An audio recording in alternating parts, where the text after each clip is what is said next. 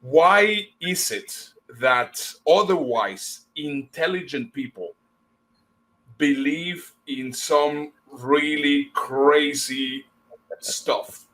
Unfortunately, one of the challenges of the educational system is that they have imposed bullshit belief systems in our heads.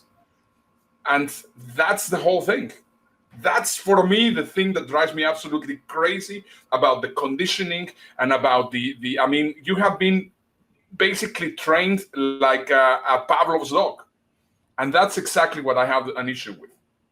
I was actually going to show the video of the Pavlov's dogs today, but we'll save that maybe for fast forward. But you're absolutely right. I mean, every school report I had said Dave is a disruptive influence. If only he would stop talking and behave, he might be able to get some better grades. Who cares? I get paid now to normally travel the world. I'm doing it online now. And I teach people how to be disruptive. And who do I teach? The top people in industries, ambassadors, millionaires, billionaires, success stories, CEOs. They all want to get now to say, how do I do this better? How do I talk to people? How can I be more effective? That's the stuff I learned at school, and they tried to beat it out of me. So let's get this down. We're talking about the indoctrination of young people. So from childhood right up until the age you're at now, they've got to do things a certain way. Now, what I want to do is, we've already bashed education. I don't want to spend my time bashing education. That's not what I'm here for. I want to talk about the conditioning that leads to a problem where people feel helpless, lonely, and unable to deal with things. And what I want to do now is share something that Trevor Noah said on one of his brilliant monologues. He talked about Black Lives Matter, and he was talking about the rioters. Because everyone says the rioters are terrible, we're going to sort them out, how dare they, they're doing everything. And he said, let me give you a different idea. We grow up with a contract from society. And that contract says, if we work really hard, we can get from nowhere up to here.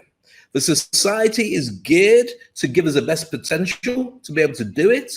It will protect us and keep us all safe.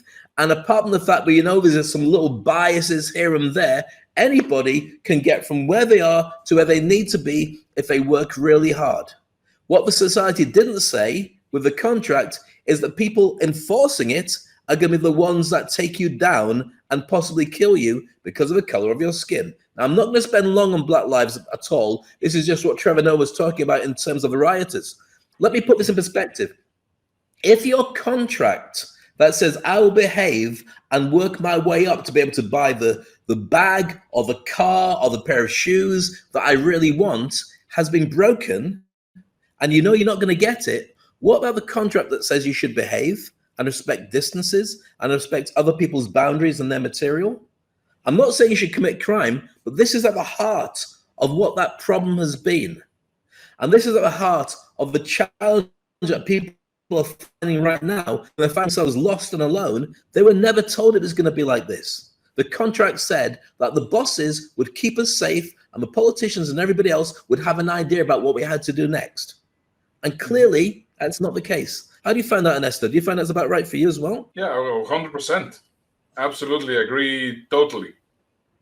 So therefore, you've got a situation where the riots break out, there's challenges everywhere, and the pandemic on top of it just makes the whole world seem like it's a complete mess. Now, it's actually a perfect storm of things going wrong all at the same time. It's not just the education. You have to add the bubonic plague. It's the bubonic plague as well. Yeah, those lumps on your arm are going to be such fun when they arrive.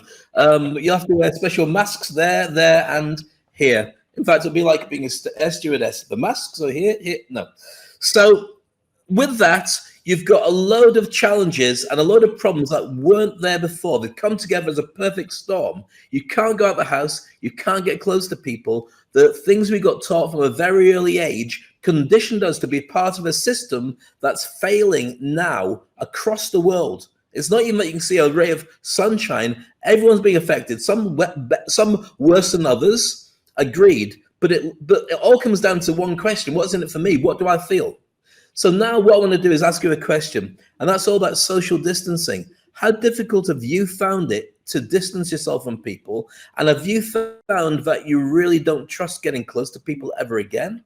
If that's the case, then I want to explain a few things about social distancing. You said you were with your neighbors yesterday, Ernesto, and you had this wonderful cookout and you watched the bonfire together. You do have a risk when you're sharing utensils and sharing food and all the rest of it. And you've really got to have faith that the other people are staying in lockdown to the same degree as you and are as safe as you. Correct. Yeah. But in the other hand, I mean, in the other hand, it is a measured risk. It is something that I am willing to risk. What I am not willing to risk is going to a concert or going to the beach, like the picture that we were showing a little bit earlier on. Those are things that for me make absolutely no sense. And coming back once again to the whole thing, it's about that certainty. Of course, I mean, you can have that faith that my neighbors were okay and they have actually disinfected the utensils. I also have the faith that I'm going to go to Costco, and I prefer to go to Costco because I know that they are actually really taking this very seriously. I prefer to go to Starbucks because they don't let you go in unless you're wearing a mask. I mean, I am starting to see things in a complete different way. Now, the problem is all those people that, of course, that is an uncertain territory for them, which they're going to say, no, they're taking away my liberty. This is against Jesus Christ. Jesus Christ, please. I mean, this is exactly the situation. Or you know, those people that politicize the whole thing because they don't have that certainty. And that is exactly the issue. They are otherwise intelligent people that sometimes you see them arguing about these situations, which are absolutely senseless. And that is because, of course, they're taking that certainty from them. Now, we're going to show a video in a few moments' time, but here's a concept I want to throw at you that Ernesto and I have lived in this concept for many years, and anybody who's an entrepreneur has lived in it as well. I love uncertainty. I love being outside of my comfort zone. I love being in a discomfort zone because that means that every day I've got a new challenge, but I know that the odds are I'll be able to deal with it anyway. So that means I'm going to be more creative. It means I program my mind to notice around me things that are going to help me to get through these challenges. And so this situation we're in right now is just another huge, but another challenge. So what does that mean for people with their social distancing? Sorry, Ernesto, do you want to say something then? You have mentioned it all the time. Every time that I share with you, I mean, because we have a time difference and I send you a video about something which is happening here, and I basically roll my eyes up. Your answer, it's normally Darwin. And that is exactly the whole point. So we're seeing all these people which are in tremendous pain, and of course they're fighting there in social media, and you see them, and you know what? Instead of me attacking them, I see them, they are in pain. They are in self-inflicted pain because they just don't want to adapt. So if we just talk about Darwin said that he was not going to be the most intelligent, that he was not going to be the strongest, but whoever was going to be able to survive in the future was going to be the one that will adapt themselves to the new situation. Now, you quote Darwin to any of these people which are otherwise intelligent, and then they tell you, yeah, but that is the problem. You are under hypnosis because you should not be thinking about adapting. You have to voice out your feelings. You have to voice out your way of thinking, because if not, you are going to actually enslave in stages. As crazy as that sounds, there's a lot to be said of the way to be able to deal with things. Emotional intelligence is ultimately all about, not about saying I'm not going to do something, I'm not going to feel a certain way. It's understanding why you feel a certain way and whether that certain way is the one that you need to be able to move forward. So sometimes you acknowledge it, say that's not going to help me, what will help me? And then you look at the situation of the person you're dealing with and you adapt to fit in with that. So there's nothing wrong with voicing your opinion. There's nothing wrong with thinking a certain way. But the big question is that going to help me? And what do I do with it next?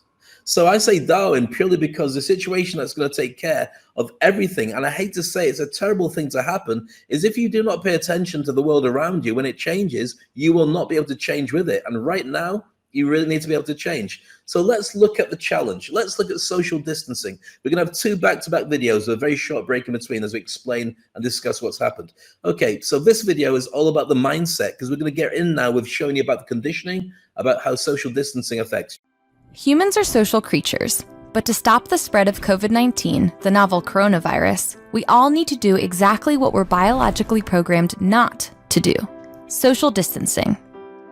We humans don't have big claws, sharp teeth, or hard shells. We've evolved to feel safe by sticking together. Therefore, few things are more alarming to our systems than suddenly being alone.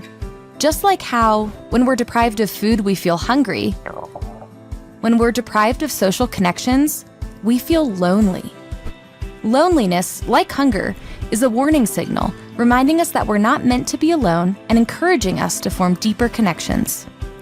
If we can't form deep social connections because, say, we're social distancing due to a global pandemic, our bodies go into survival mode. We start producing more cortisol, a stress hormone that keeps us alert to threats. Our bodies experience more overall inflammation, a way to prepare to heal any injuries we might get while out on our own without help. And our sleep becomes shallower so we can wake up to dangers in the night. These survival responses help us get through short, threatening bursts of isolation. But the longer we're lonely, the more these changes wear on our cells and organs. That's why perpetually lonely people are at higher risk for mental, physical, and emotional problems and have weakened immune systems. So, we're stuck inside for the foreseeable future, and this creates its own unique problems. That's why we've created Closer Social Distancing, a YouTube video series and website designed to keep all of us happy, healthy, and more connected. Wow, it's the first time that I actually come across this, and I love the concept. And for the first time, I get to hear we are going to be like this for the foreseeable future.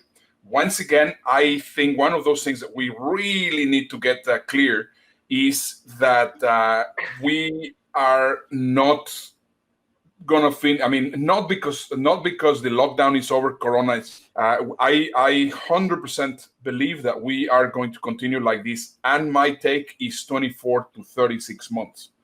So this mental health issue, it's absolutely critical, and I love what YouTube is doing with that channel. I think it's great. Brilliant. And so rather than debate too much about it, let's show the second video of this series, because it starts giving you ideas about how you can deal with it. And we can't just leave it on a cliffhanger. Let's go straight into the second video to explain that. We learned in our last video, Your Brain on Social Distancing, that we're not built to be alone, and that the longer we feel lonely, the more our bodies start to break down mentally, emotionally, and physically. Whether you're social distancing all by yourself, or with a partner or family members, the COVID-19 pandemic has surely made your social interactions much fewer. Whatever your situation is, it's totally understandable to feel lonely. We feel it too. Here are 3 tactics to help you in the fight against loneliness. 1. Recognize your loneliness for what it is. Loneliness, like hunger or thirst, is a natural way for your body to tell you it needs something. Connection. You're not sensitive or weak. You're a human, a social creature. So take your feelings of loneliness seriously and objectively, just like you would for feelings of hunger or thirst. 2. Be vulnerable with at least one person. Pick someone who you can confide in and who can confide in you. Connect regularly via video calls or over the phone. It can be scary to talk about your feelings, but you'll both find that it's a great remedy for loneliness. 3. Be part of something bigger than yourself. Participating in greater society is critical for feeling connected. Thanks to technology, you can connect to something bigger without leaving your home. Consider finding a cause or nonprofit to follow and support. Lastly, we want you to know that you're not alone in your loneliness. In fact, this is one of the rare times in history that people all around the world, of all different cultures, languages, socioeconomic groups, are experiencing the same thing together. Yeah, I think it's incredibly important. And I want to encourage everybody watching right now. I think especially the episodes that we're going to be having on this series this week, that they should be shared. Who else needs to listen to this message? And yes, of course, I mean, we are talking about some stuff that most people feel uncomfortable, but I think that's exactly what needs to happen. I mean, we want to make sure that we're there. It is just what it is. I mean, we have also felt the pain and the difficulty in our own lives, and we are all living it in our own way. So we are there with you, and we would love to hear your comments. We would love to hear how you feel, your experiences, and try to provide you in every way that we can information that will actually help you go through this period, which, as we are saying, is going to be for the foreseeable future. Absolutely. That's why it's so important. When we talked about what we're going to do this week, we decided that what we'd do is just help people feeling lost, lonely, finding the challenges, because you normally talk about your business, but what's the point of having a business that's successful if you don't feel comfortable inside it? One of the things that we've got from the whole experience is what really matters so much is not about the amount of money that you make if you can't go out and spend it. It's about your health, your happiness, your love, and your belief in things going better. Thanks for watching the show. We hope you enjoyed it. Make sure you watch all the videos over here. There's 2 choices for you. Or, of course, I'm Dave Crane coming from Dubai. And this is Ernesto Verdugo coming from Houston. And I think we should send a message. Hold on. What is this? Subscribe.